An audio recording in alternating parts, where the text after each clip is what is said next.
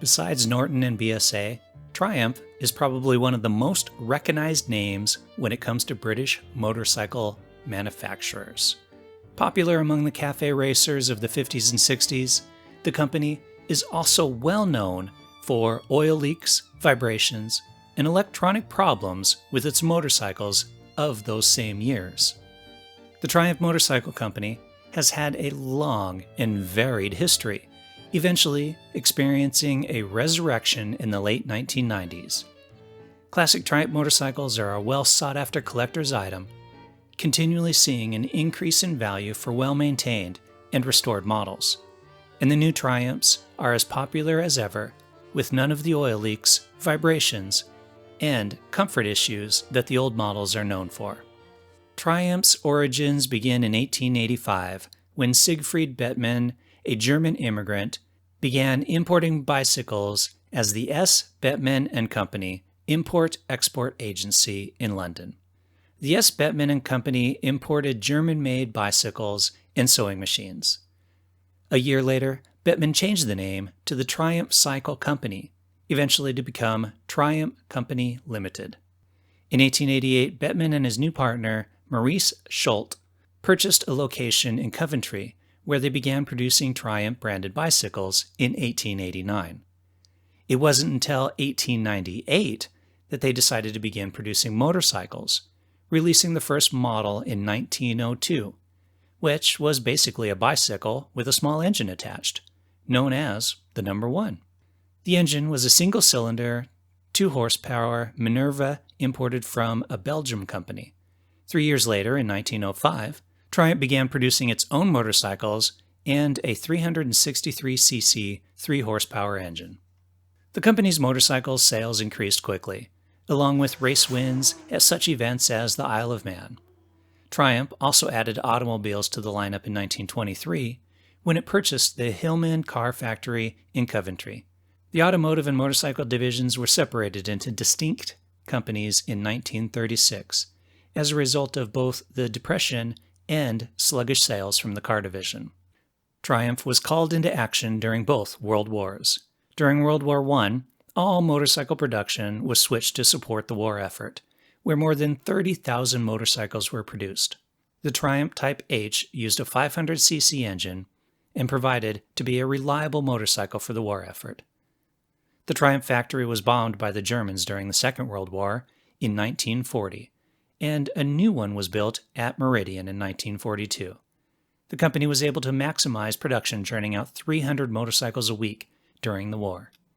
Triumph renamed the 343cc Model 3H the 3HW, which was used for the military. In 1951, BSA Motorcycles bought Triumph and saw them release one of the company's most well-known models, the Bonneville, in 1959. At the time, these models were called the T120. The Bonneville was named after the Bonneville Salt Flats, where Johnny Allen set the land speed record on a 650cc Triumph in 1956. The combined BSA and Triumph companies became the world's largest motorcycle manufacturing company. With the popularity of the Bonneville and racing success, the company's sales continued to excel. By the end of the 1960s, the majority of Triumph sales were exported, primarily to the United States. With the success of Japanese imports into the U.S. market, whose bikes were low-priced, reliable, and just as quick as the British bikes, Triumph sales quickly began to decline in the 1970s. Continuous management changes and poor management decisions resulted in the company losing money by 1972. In 1973, the British government intervened in an attempt to save the Triumph Company and forced the formation of Norton Villers Triumph, which included BSA, Triumph, and the remnants of AMC, including Norton Villers. The management of the combined companies shut down the Meridian Triumph factory in an attempt to consolidate production. The newly unemployed Triumph workers occupied the factory, striking for almost 2 years. Finally, after 18 months, the remaining 200 workers forced the reopening of the Meridian factory, where they continued to produce the Bonneville. In 1977, the factory became a co-op in a final attempt to save the company.